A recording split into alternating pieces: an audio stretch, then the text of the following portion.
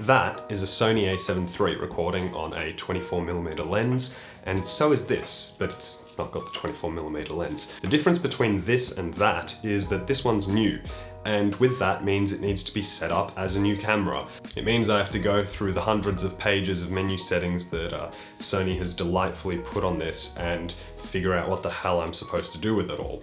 I'm already quite comfortable with setting up the camera from scratch because I already know exactly what settings I need so that I can get my workflow working. But to a beginner, it can be quite overwhelming seeing a bunch of different items and not having a single idea what each one does. Here's 10 mistakes that beginners make with their camera settings.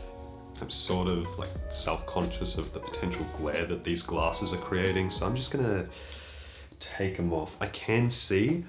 My name's Zesis, but you can call me Zach, and well, I've already done the introduction, so I'm just gonna get straight into the first one, which is always shooting in continuous mode. It's really, really tempting to, crank it up to the fastest setting that your camera has, but it probably won't benefit you in the long run, aside from generating gigabytes upon gigabytes of files. That's actually the smaller issue. The bigger issue is that you're losing control over your photography. You're saying, you know what, I'm going to leave it to chance and hope that one of these burst shots is perfectly timed, when in reality, you could probably get better at just timing your photos and learn that skill, which will take you a long way, because you'll know then how to time a photo when you shoot continuous and when to then use continuous appropriately. You're giving up part of the creative process, which is making decisions with purpose. The second one's a bit of an interesting one. It's shooting in RAW. I shoot in RAW. Most professionals shoot in RAW. I wouldn't recommend not shooting in RAW if you already know what you're doing. But if you're a beginner, if this is the first camera, like proper camera that you've owned, jumping straight into RAW without properly knowing how to set exposure correctly or adjust the white balance so that it fits what you're trying to take, that is very problematic because RAW provides you with the flexibility to be able to change those things in post. If this is a RAW photo, a JPEG photo provides this much flexibility in comparison, right? And this is great. But if you are just learning, if you're just starting out, then you might end up taking photos that are constantly underexposed down here, right? And you're able to bring them back up, but it's going to form a bad habit where you know that you don't need to take the photo properly, and so you might end up constantly underexposing. And sure, you could say, well, if I'm shooting in RAW all the time, well, it doesn't matter then because I'll always have that wiggle room. And yeah, you will, but it will create lazy habits which will be harder to break. And in the long run, you end up spending so much more time behind the computer editing your photos to make up for these errors, which they are mistakes. You wouldn't take a photo that is underexposed as a RAW and say that's a finished product if you know that it's underexposed and you have to edit it. And if you're doing that with every photo, you're doing something wrong. Now that point leads well into the third mistake, which I would say is using auto exposure modes. It needs to be highlighted. It's important. Using manual exposure forces you to learn what exposure is based on, and that is your aperture, your shutter speed, and your ISO. If you don't understand how these elements interact, what impacts they have, not just on the brightness, right, or the exposure, technically, right, but also the way that your photo will turn out, for example, aperture changing the depth of field, then relying on these auto modes and never actually properly understanding the behind the scenes means that you're throwing away a massive part of the decision-making process. And when it comes to taking a good photo, it is these deliberate small actions that come together to make something a lot bigger. The fourth mistake, I'd say, is not understanding the difference between electronic shutter, electronic front curtain shutter, and mechanical shutter. If you don't understand the difference between these, I'd say look it up. There's plenty of information online, and they go into plenty of depth. I will quickly point out electronic shutter is completely silent, whereas a mechanical shutter, you'll hear a click, click, right?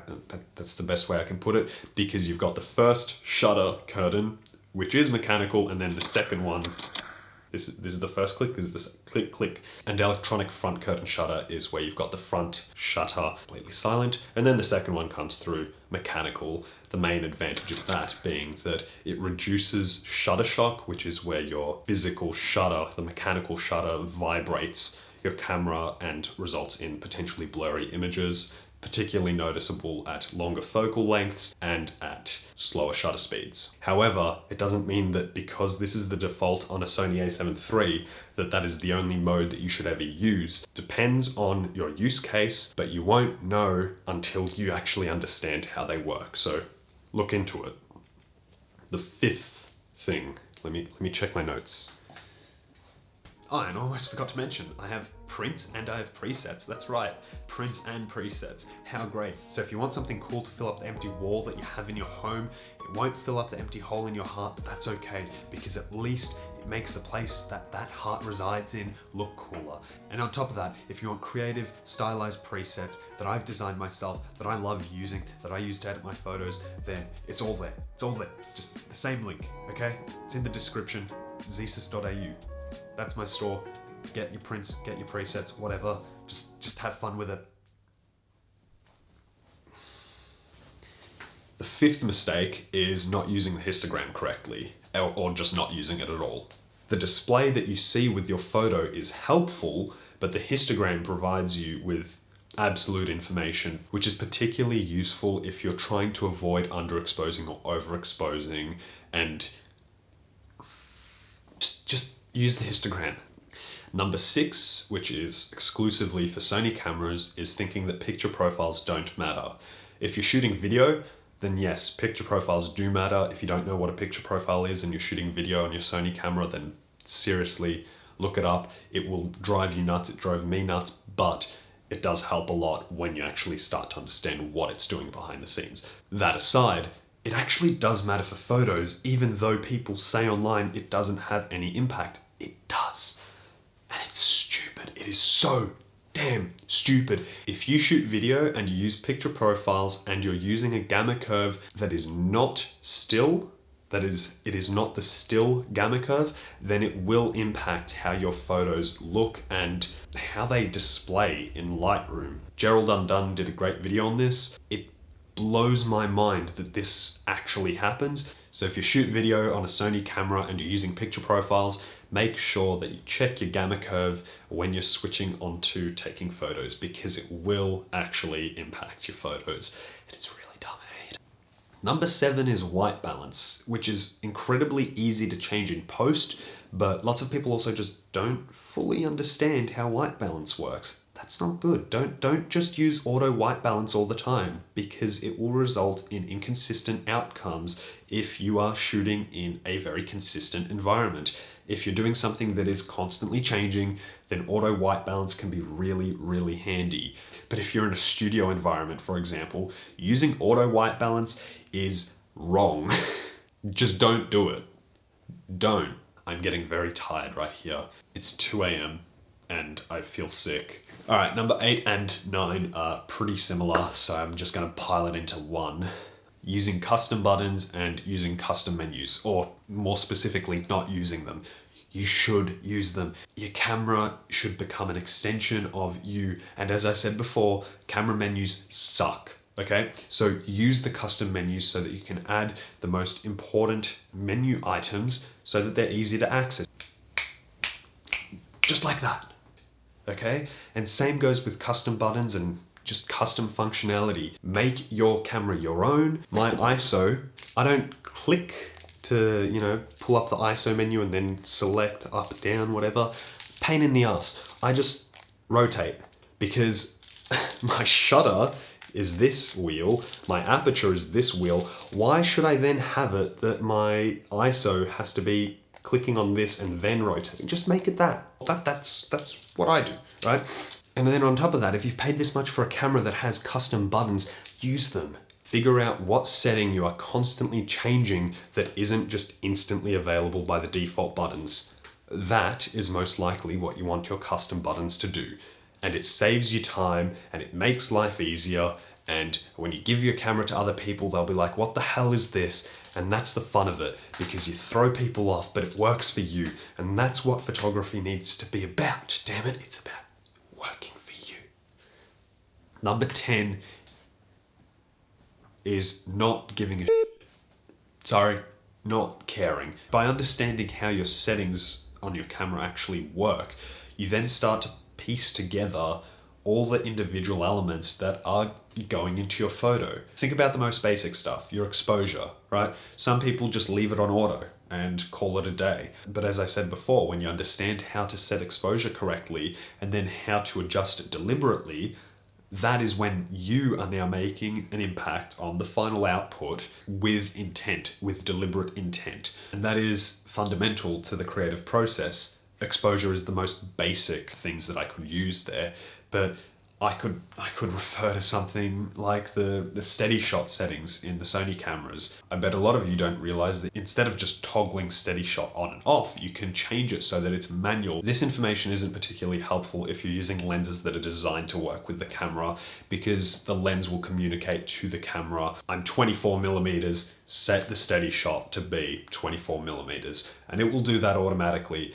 and that is great. But if you use anything that's adapted, that doesn't have that electronic communication, then your camera doesn't know what to do. You have to set that manually. You won't know how to set that manually if you didn't even know that that setting existed. Would you even know that that's something that you could search up? Would you even think that is something possible had you not come across it just searching, just being curious?